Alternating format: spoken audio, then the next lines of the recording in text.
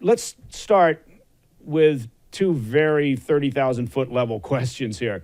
One is how likely, in your opinion, and from your experience, is an all out war up north between the IDF and Hezbollah? And then the next one, there's a lot of playing room here, but what would that look like?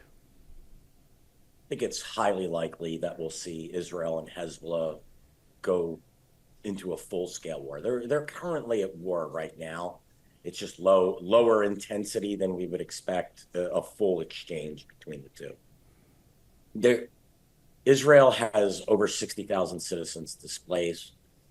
Any one of these attacks that are occurring daily would have solicited a violent response by Israel prior to October 7th. Now we have multiple attacks like these occurring daily. This isn't sustainable. Hezbollah is basically dictating the pace, which Israel cannot allow. I think it's just a matter of time. It might be 1 month, it might be 2 months. Certainly, the U.S. is doing everything it can to delay this war because it fears a wider regional war, which I also would argue is currently happening. And what would that war look like? Well, I think what you'll see is large exchanges of short, medium, and long-range rockets and missiles and mortars fired by Lebanon, particularly at the onset. The Hezbollah is going to use it or lose it. The Israelis will launch an air campaign to begin to try to take out particularly Hezbollah's medium and long-range missiles, which can reach Tel Aviv and could reach all the way to southern Israel. Those will be primary targets. The Israelis, it's hard to predict what they're willing to do here. I can tell you what I think they need to do here, which is they need to drive about 20 to 25 miles into Lebanon and occupy it.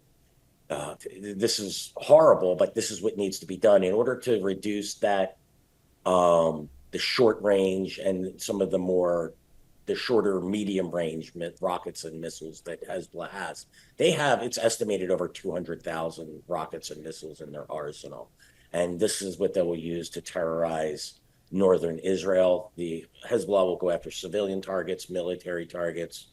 It will launch everything it has as quickly as it has in order to make Israel suffer. And the Israelis will be, I believe, primarily via air and going after, again, those medium and long range missiles.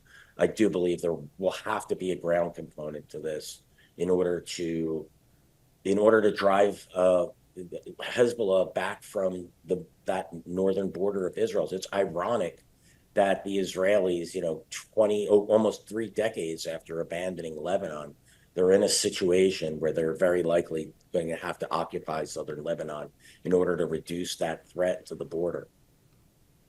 What do you make of the chairman of the Joint Chiefs of Staff, C.Q. Brown? He's expressed concern that one of the problems here could be that, and you touched on it with the number of rockets, number of munitions they've got. He's concerned that the Hezbollah could essentially overwhelm the Israelis' Iron Dome defense. Absolutely, he's correct, and that is the concern. The Israelis do not have enough launchers. They don't have enough Iron Dome interceptor missiles in their arsenal to go after that range of Hezbollah missiles. I can't tell you when they'll deplete their stocks, but they will eventually. And this is why the Israelis need to take the initiative and to take out as much of Hezbollah's arsenal as it can before it is launch ready. Not only is there not enough interceptors available, the cost of, I believe it's somewhere around 50,000 per interceptor. Go ahead and multiply that by 200,000, then go ahead and look at the hit miss ratio, which I don't know exactly what it is, but let's say it's 2 to 1. You'd need 400,000, Iron Dome launchers just to intercept them all, and it's just not possible. So, and that, by the way, is only if Israel is dealing with attacks from Hezbollah. What happens if Iran launches long range missiles at the same time Hezbollah? What happens if the Houthis weigh in? What happens if the Iraqi and Syrian militias move equipment to southern Syria and join the fray?